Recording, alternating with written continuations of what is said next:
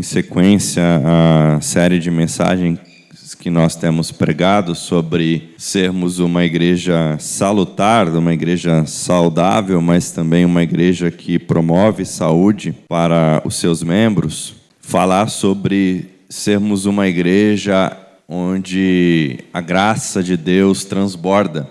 E eu vou pregar de um jeito um pouquinho diferente do que vocês me acostumaram a me ver pregando, porque esse tipo de pregação é uma das que eu menos faço, que é de ir passeando pela Bíblia, assim, né? Eu normalmente pego um texto e fico nele. E hoje a gente vai dar uma passeada. Lá no seminário, meu professor dizia que essa era uma pregação temática, né? Mas fica tranquilo que eu não vou pegar nenhum texto fora de contexto com um pretexto, tá? A intenção é só reforçar pontos importantes para nós entendermos a importância de que a nossa comunidade continue sendo uma comunidade em que a graça de Deus é a grande marca, é a grande forma como as pessoas do entorno enxergam ou podem nos enxergar, identificando na nossa comunidade, nas pessoas presentes aqui, uma realidade palpável da graça de Deus. Como que se as pessoas pudessem dizer sobre nós: olha, ali existe um povo onde a graça de Deus é manifestada. Então, é sobre uma cultura da graça que é uma cultura de vida. E nesses tempos que nós vivemos, e nós temos falado sobre isso, da realidade de ambientes de controle em muitas igrejas, em ambientes de dominação em muitas igrejas, falarmos sobre a necessidade de que a graça seja um antídoto, um remédio poderoso contra esse tipo de cultura de medo, de dominação, de aprisionamento. Então, por exemplo, no livro Uma Igreja Chamada Tove, os autores falam, né, de que uma igreja que se deforma e desenvolve uma cultura autoritária, que produz medo e exploração, não tem mais como oferecer a graça da vida, mas apenas os ossos da morte. Então, uma igreja onde há dominação, imposição, medo, autoritarismo, ela não está oferecendo a vida de Jesus, ela está oferecendo ossos de morte apenas, porque as pessoas permanecem vítimas de ambientes completamente adoecedores. E isso é tudo que nós não queremos ser como igreja. Pastores moldados por bondade são despenseiros da graça de Deus, mas não apenas os pastores. Uma membresia moldada pela graça são dispenseiros da graça de Deus, são pessoas que estão distribuindo, entregando, oferecendo, comunicando a graça de Deus ao mundo. Então, nós temos que oferecer a graça porque é ela que dá vida aos outros. Pela graça nós somos salvos, diz o apóstolo Paulo. Então, é a graça que nos oferece essa possibilidade de salvação. E, inclusive, uma igreja onde a graça transborda é uma igreja em que se há caminhos para correções.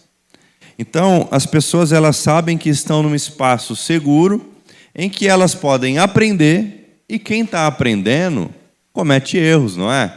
Só que esses erros não vão ser colocados em questão como se fossem condenatórios a respeito do outro, mas sim instrumentos para um amadurecimento, para uma correção, para uma edificação da igreja. Então, não é porque o irmão erra contra mim que eu já me distancio desse irmão, já me afasto desse irmão e não pratico sobre ele a graça que recebi de Jesus, que é o perdão de Deus.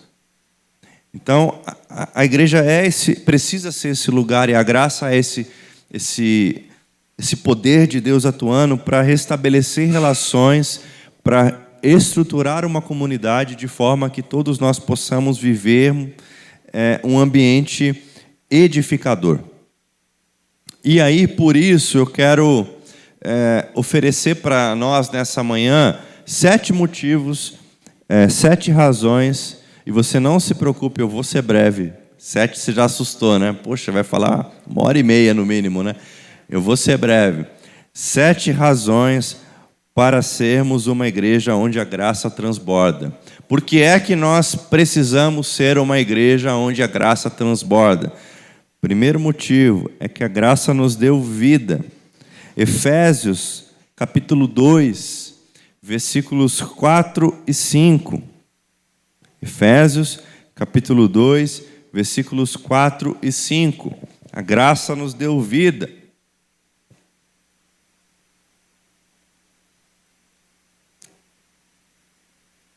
A graça é a nossa origem.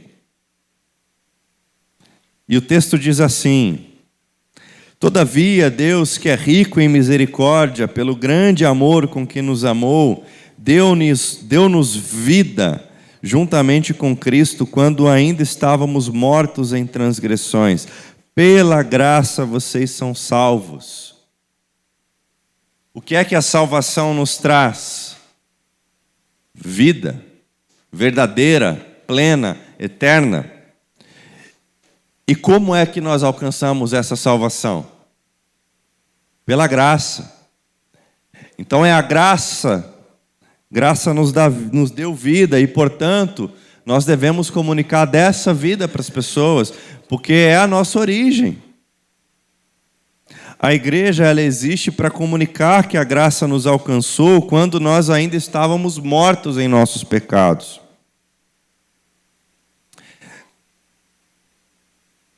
Entenda bem, nós não começamos pela moral, nós não começamos pelas doutrinas ou pelas obras, nós começamos pela graça.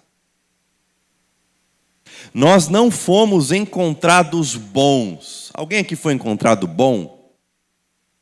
Deus olhou e falou: caramba, olha, encontrei o Guto, olha que cara bom. Não machuca ninguém no futebol. Nós não fomos encontrados bons, nós fomos encontrados mortos. Essa é a realidade. Mas, ao sermos encontrados por esse Deus que decidiu graciosamente nos amar e nos salvar, nós recebemos vida do Senhor. Então, uma igreja que esquece a sua origem na graça de Deus, começa a exigir aquilo que só Deus pode oferecer. Está cheio de ambiente em que espera que os irmãos e irmãs, que os membros sejam perfeitos. Mas é claro que Deus, o nosso Pai, espera que nós sejamos perfeitos. A diferença é que Ele nos deixa muito claro que a gente não vai conseguir sem o Espírito Santo. E de que a nossa imperfeição, na verdade, é um caminho para a demonstração do poder dEle atuante na nossa vida. Então, ambientes em que há controle e dominação, toda vez que você errar, toda vez que você tropeçar, não será o acolhimento da graça que te envolverá, mas sim a acusação, o medo. E não é isso que nós queremos fazer, e não é isso que nós fazemos aqui. Segunda razão pela qual nós devemos ser uma igreja onde a graça transborda. A graça nos educa. A graça nos educa. Tito, capítulo 2, versículos 11 e 12. Tito, capítulo 2, versículos 11 e 12.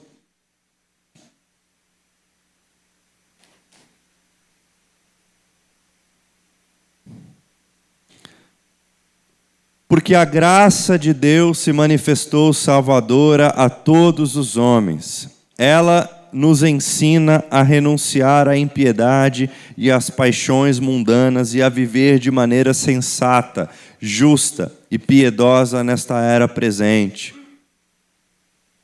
Então a graça não é apenas o nosso ponto de partida, ela é o nosso caminho para viver. É a forma como nós aprendemos, por meio de Cristo, a ser gente de verdade. Gente que vive de maneira sensata. Sabe o que é isso? Gente que tem bom senso. Gente que vive de maneira justa, correta, íntegra diante dos homens. E é justa e pratica justiça. Gente que é piedosa, gente que está ocupada em socorrer aqueles que precisam, em ajudar aqueles que precisam, em serem canais da graça de Deus do mundo. Porque é esse o nosso caminho. Então, não é a lei que molda o caráter cristão. Igrejas adoecidas por uma cultura de controle, de dominação, de abuso, elas estão ensinando ou buscando ensinar que é por meio da moralidade, da lei, que o caráter do crente é moldado, mas não é. Se nós não tivermos uma compreensão do quanto Deus nos amou, do amor que Deus tem por nós, e da forma graciosa, da graça superabundante que Ele derramou sobre nós, o nosso caráter não é transformado. Lei por lei nos torna muito mais próximos de pessoas arrogantes, hipócritas, do que pessoas que têm o seu caráter transformado, porque é a graça de Deus que nos educa, que nos treina, que nos ensina a viver a vida do reino de Deus. Então a graça não só perdoa os nossos pecados, ela nos ensina também, isso é muito importante, a nós dizermos não ao domínio do pecado. Por que é que nós lutamos contra os nossos pecados? Porque nós sabemos que nós fomos salvos, não merecendo ser salvo. Que nós fomos perdoados, não merecendo ser perdoados. Que nós fomos amados, não merecendo sermos amados. Isso é o quê? Graça de Deus. A pedagogia da graça, essa forma da graça nos ensinar, é paciente, é transformadora, é constante. Ambientes de dominação e de medo não exercem a graça porque não há paciência, há uma necessidade de performar, de parecer ser, de aparentar e não de se transformar. Vale mais aquilo que você parece ser do que aquilo que você de fato é em Cristo Jesus, pela graça de Deus. E a graça ela nos ensina a sermos pacientes, a vivermos de maneira justa e piedosa nesse mundo. Terceira razão pela qual nossa igreja deve continuar sendo uma igreja onde a graça de Deus transborda. A graça nos iguala. A graça nos iguala. Romanos 12, versículo 3, diz o seguinte: por isso, pela graça que me foi dada, digo a todos vocês, ninguém tenha de si mesmo um conceito mais elevado do que deve ter, mas ao contrário, tenha um conceito equilibrado, de acordo com a medida de fé que Deus lhe concedeu. Não há como ter orgulho se você está sendo educado pela graça de Deus.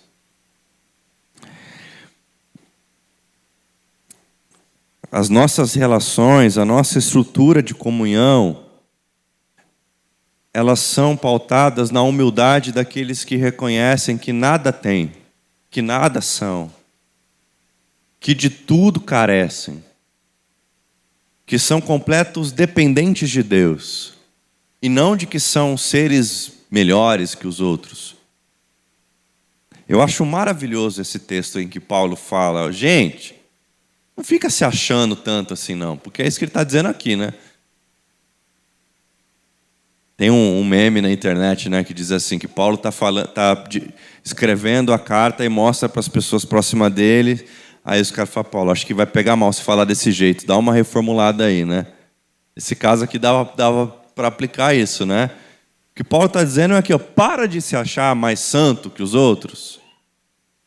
Para de se achar o santarrão, o puro, o justo.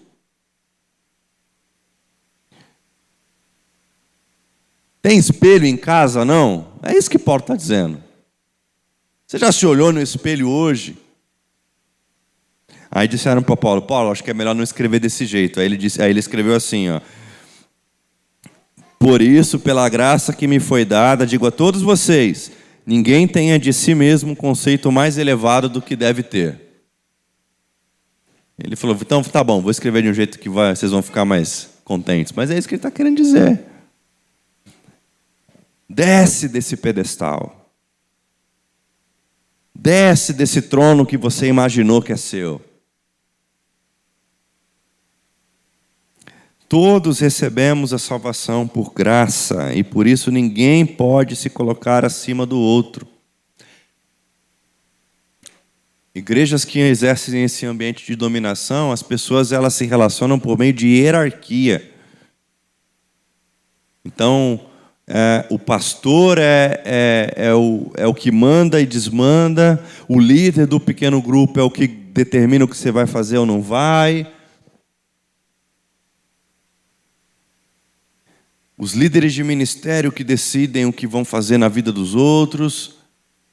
Hierarquia, você tem que me obedecer, você tem que me respeitar, você tem que ouvir o que eu estou te dizendo. E, aliás, se você não ouvir o que eu estou te dizendo, Deus vai pesar a mão sobre você. Certamente você já conheceu alguém que ouviu isso em algum lugar. Talvez você tenha escutado isso em algum lugar. Louvamos a Deus que eu tenho certeza que não foi aqui. Mas é preciso entendermos que a relação da graça não é por hierarquia. É por serviço, gente. É por compromisso. É por discernimento de que fazemos parte, todos nós, de um mesmo corpo. Nós não recebemos dons diferentes para competir. Sabia disso? O meu dom não é para competir com o dom do Paulo. O dom do Paulo não é para competir com o dom da Ruth. Os nossos dons são para serviço e edificação mútua.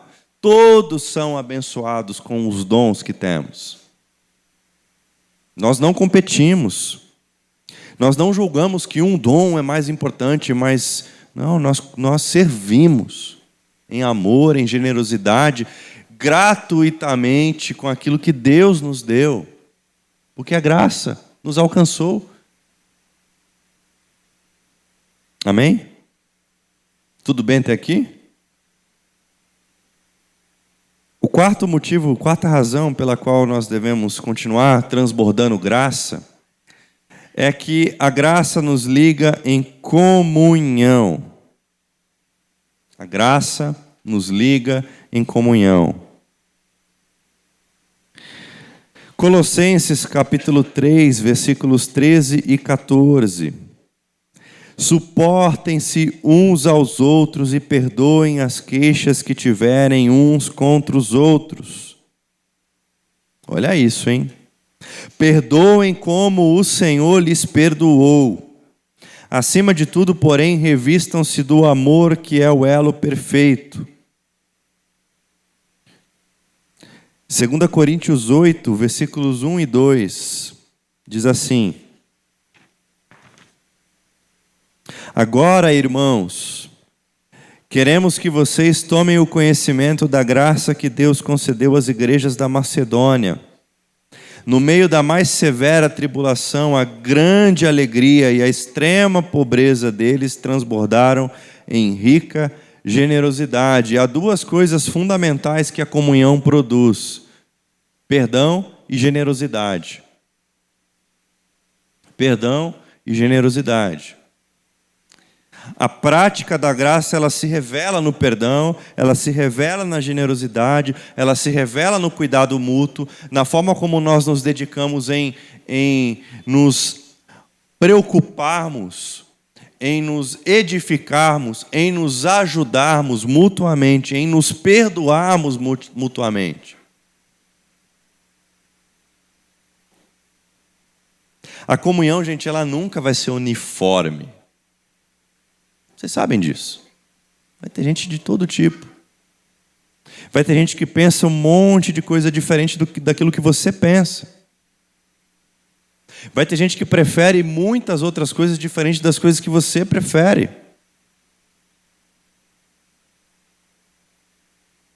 Mas a união pela graça, ela suporta essas coisas. E ela ama, ela permanece amando, perdoando, sendo generoso. Sobre perdão, um parêntese. C.S. Lewis, ele disse o seguinte: o perdão é uma linda ideia até que você tenha que perdoar. Ele diz o seguinte: todo mundo acha o perdão uma linda ideia até que você precise perdoar. Pensa nisso. Porque igrejas onde a graça transborda, as pessoas se perdoam.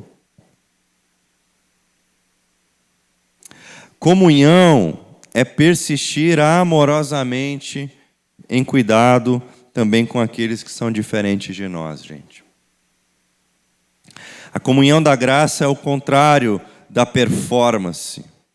Nela nós somos aceitos e aceitamos uns aos outros, independente do nosso desempenho.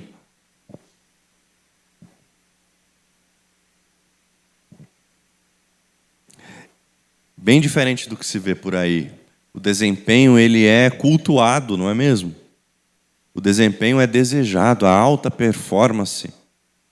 Não, a gente quer um ambiente de leveza, de cuidado mútuo, de compreensão de que o amor é a nossa régua. Como é que eu posso resolver esse conflito? Como é que eu posso falar isso com o meu irmão, com a minha irmã, de forma amorosa? É essa a nossa pergunta, sempre. Para que a graça de Deus transborde. Igrejas que não praticam a graça, elas quebram comunhão com o Espírito Santo de Deus. Nós precisamos mantermos em comunhão com o Espírito Santo, intimamente, ligados à consciência de que fomos salvos pela graça. Quinta razão, estou acabando, hein? Eram só 7. Viu, Guto? Estou rápido.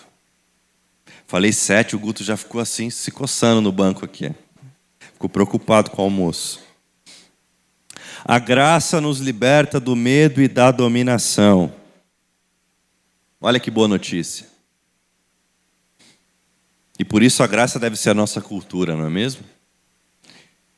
João, capítulo 1, versos 16 e 17. Todos recebemos da sua plenitude graça sobre graça. Pois a lei foi dada por meio de Moisés, a graça e a verdade vieram por meio de Jesus Cristo. Todos recebemos graça sobre graça. Então, onde há graça, o medo perde espaço, o controle é desarmado, o autoritarismo é percebido e repelido, combatido. Jesus veio cheio de graça e verdade. E quem segue Jesus não pode criar ambientes adoecedores, opressores, tóxicos. Porque a graça expulsa o medo e devolve esse fôlego de vida. O verdadeiro amor expulsa o medo, porque o medo supõe castigo. Logo, portanto, se temos medo, não estamos aperfeiçoados no amor e o nosso ambiente não é um ambiente de graça. O Evangelho não é uma algema. Tem um monte de gente aí achando que o Evangelho é uma prisão.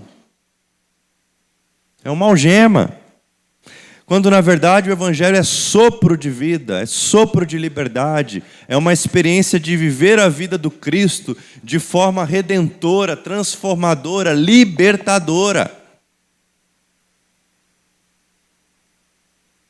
Somos livres, porque a liberdade em Cristo, por meio da graça de Deus, é a nossa cultura. É como queremos ser e fazer igreja. É como ansiamos comunicar as boas novas do reino aos todos os povos. Esses dias um pastor me mandou um vídeo, essa semana, um pastor lá da PIB, de uma pessoa muito brava num vagão de trem, de metrô, sei lá, Rio de Janeiro, São Paulo, não sei, porque entrou uma pessoa lá e começou a pregar. E aí, com muita raiva e alguns palavrões, essa pessoa que se revoltou disse o seguinte: você não disse uma palavra de amor. Você está o tempo todo aqui falando de inferno, de condenação, de morte. Na sua Bíblia não fala que Jesus ama as pessoas, que Ele deu a vida pelas pessoas e que Ele fez isso gratuitamente por nós? Claro que eu estou parafraseando o que ele disse, né? Porque eu não posso reproduzir o que ele disse aqui. Porque o Evangelho, gente, não é esse lugar de medo. Não é uma mensagem que deve nos causar medo, mas deve nos causar um sentimento de fui encontrado. Fui perdoado. Minha dívida foi paga. Não é uma algema, é um sopro de vida, de liberdade. A sexta razão pela qual nós devemos ser uma igreja que transborda da graça de Deus, e essa também é muito maravilhosa, é que a graça nos faz família. É nosso vínculo. Nós somos povo de Deus, família de Deus. Deus está resgatando pessoas, adotando novos filhos, para que mais filhos se pareçam com o seu filho Jesus. Família. Atos capítulo 4, versículo 32 ao 35. Da multidão dos que creram, uma era a mente e o coração. Ninguém considerava unicamente sua coisa alguma que possuísse, mas compartilhavam tudo o que tinham. Com grande poder, os apóstolos continuavam a testemunhar da ressurreição do Senhor Jesus, e grandiosa graça estava sobre eles. A graça não nos une apenas como membros de uma instituição. Então agora eu sou membro da Igreja Batista Vida Nova, CPF. A graça me une a uma família do reino. Eu fui enxertado na videira. Tenho família, tenho irmãos, tenho irmãs. Tenho gente que ora por mim, pessoas pelas quais eu oro. Pessoas a quem eu posso recorrer no momento de dificuldade, pessoas que podem recorrer a mim em momento de dificuldade, é família. E isso precisa ficar muito claro, gente. Onde a graça reina, ninguém passa necessidade. Quer um sinal claro de um fracasso de uma igreja? É ter gente com fome nela. Pode fechar. Acabou. Se tiver gente com fome,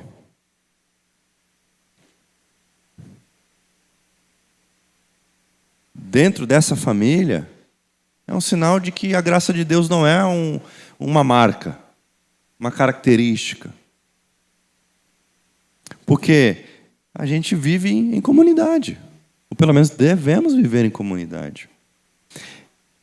Graça compartilhada, ela cria vínculos, afetos,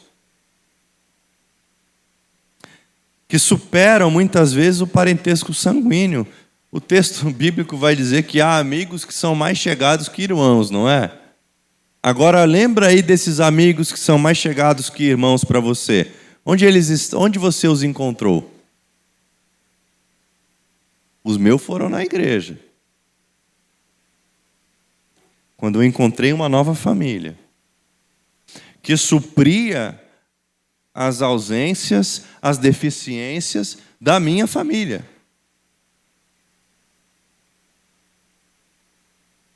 A generosidade, ela não é um mandamento forçado. Ninguém é generoso por obrigação, gente. Até porque se for por obrigação não está sendo generoso, né? É um jeito de viver. É fruto da graça, da obra da graça. Da transformação que a graça promove na gente. Não é por obrigação. Ninguém tem que nada, né? Tem que, não. Você entendeu que foi transformado, que você foi agraciado com a generosidade do reino de Deus através da vida das pessoas? Vai e faça o mesmo.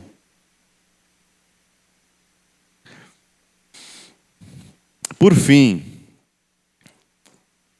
claro que aqui eu estou dando sugestões, muito humildemente sugestões. Há muitos outros motivos pelos quais a nossa igreja deve continuar sendo uma igreja em que a graça de Deus é a sua marca. E que deve vigiar para que a graça de Deus não deixe de ser a sua marca. Então, estou propondo 7 aqui, uma leitura passeando pelo Novo Testamento. Mas a verdade é que há muitos outros motivos pelos quais nós devemos comunicar a graça de Deus. Então, para encerrar, a graça é o poder invertido do reino. A graça é o poder invertido do reino. E isso, gente, é a nossa identidade. É quem nós somos. Filipenses 2, versículo 5. Seja a atitude de vocês a mesma de Cristo Jesus, que, embora sendo Deus, não considerou que o ser igual a Deus era algo a que devia apegar-se, mas esvaziou-se a si mesmo, vindo a ser servo, tornando-se semelhante aos homens.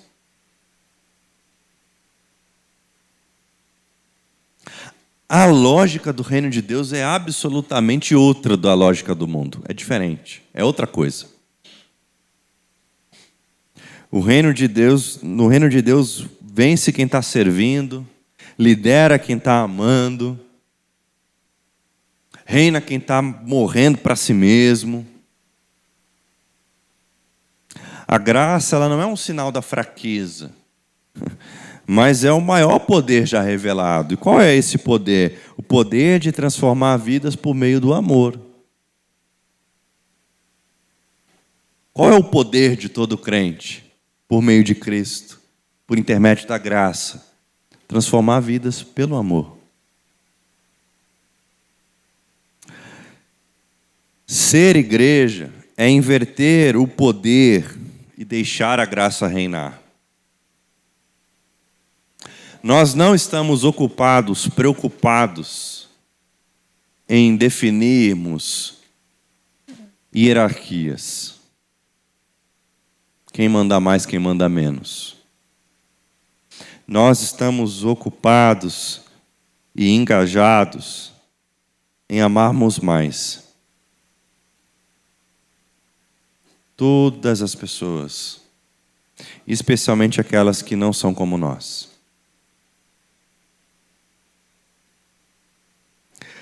Então, para concluir, e lembrando, né? Recapitulando, a graça nos deu vida, e essa é a nossa origem. A graça nos educa, e esse é o nosso caminho. A graça nos iguala, e essa é a nossa estrutura como igreja. A graça nos liga em comunhão, e a comunhão é a nossa prática. Por isso a importância dos pequenos grupos, e por isso a gente tem enfatizado isso. A graça nos liberta do medo e da dominação, e essa é a nossa cultura. A graça nos faz família, e esse é o nosso vínculo. A graça é o poder invertido do reino, e essa é a nossa identidade. Então a graça para nós é um fundamento, é um caminho, é a forma como nós fazemos missão. A igreja onde a graça transborda é uma igreja viva, saudável, libertadora, porque ela, entre outras coisas, ela não depende da performance dos seus membros, tampouco exige isso, mas vive da fidelidade do seu Senhor. Nós não estamos ocupados com performance. Nós estamos preocupados em reconhecer que o Senhor é fiel e de vivemos em gratidão a essa fidelidade, buscando sermos fiéis a Ele também. Não pressiona com medo, mas encoraja com confiança. Não oprime com estruturas, mas sustenta com vínculos e afetos sinceros. Porque nós entendemos que atos persistentes de graça criam essa cultura Tove. E Tove, gente, é bondade.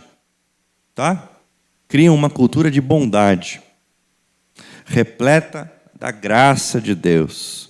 Afinal de contas, não é isso que o mundo precisa? Graça de Deus, amor de Deus. É isso que Cristo nos chama a ser, dispenseiros da graça de Deus. Qual é a nossa vocação? Sermos dispenseiros da graça de Deus. Que seja assim, meus amados irmãos e irmãs, que nós, como eu tenho dito, e o Cacau também, sejamos uma igreja que permanece saudável, vigilante, que comunica da graça de Deus, que transborda da graça de Deus como uma expressão viva, como uma expressão histórica, como uma expressão geográfica. Afinal de contas, nós estamos inseridos em uma comunidade de que o reino de Deus chegou. Que sejamos essa expressão. O reino de Deus chegou. Que ao olharem para nós percebam, o reino de Deus chegou. Porque há uma marca de graça transbordante.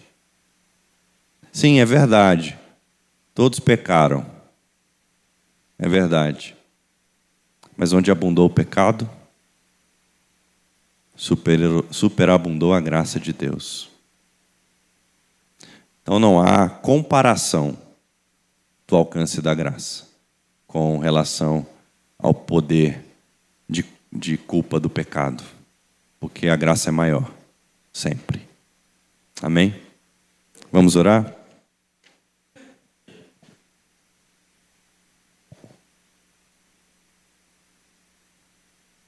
Se você for esquecer tudo que eu disse aqui, porque foram 7 razões, lembra de uma coisa só. Você é um dispenseiro da graça de Deus. É muita coisa, pastor, para guardar. Tudo bem, guarda uma só. Eu sou um dispenseiro da graça de Deus. Deus, nosso Pai de amor e graça e de bondade, te louvamos, te adoramos e te agradecemos. Porque o Senhor nos encontrou mortos e derramou de graça sobre nós. O Senhor nos encontrou perdidos e derramou de amor sobre nós. Te adoramos, Senhor. Deus, que tenhamos todos nós consciência dessa missão, desse compromisso de sermos despenseiros da Tua graça no mundo, Senhor. Sinais do Teu reino, onde nós estivermos. E há uma marca que o Senhor disse que seria a nossa marca, ou pelo menos a marca pela qual as pessoas olhariam para nós e nos identificariam como pessoas que estão seguindo o Senhor. O amor, essa é a marca. que ao sermos dispenseiros da graça de Deus, façamos isso com a consciência e com a certeza de que quando o Senhor nos encontrou, o Senhor nos amou. E amou tanto, tanto, que entregou o seu Filho em nosso lugar. Que amor é esse, Senhor? Que amor é esse? Nos resta agradecer ao Senhor e dedicar toda a nossa vida em missão, como aqueles que anunciam que a graça de Deus está disponível a todos. Nos ajuda, Senhor. Nos ajuda. Com Teu Espírito Santo, nos ajuda. Em nome de Jesus, para a glória de Jesus e para o nosso bem. Amém. Amém. Deus te abençoe. Bom domingo.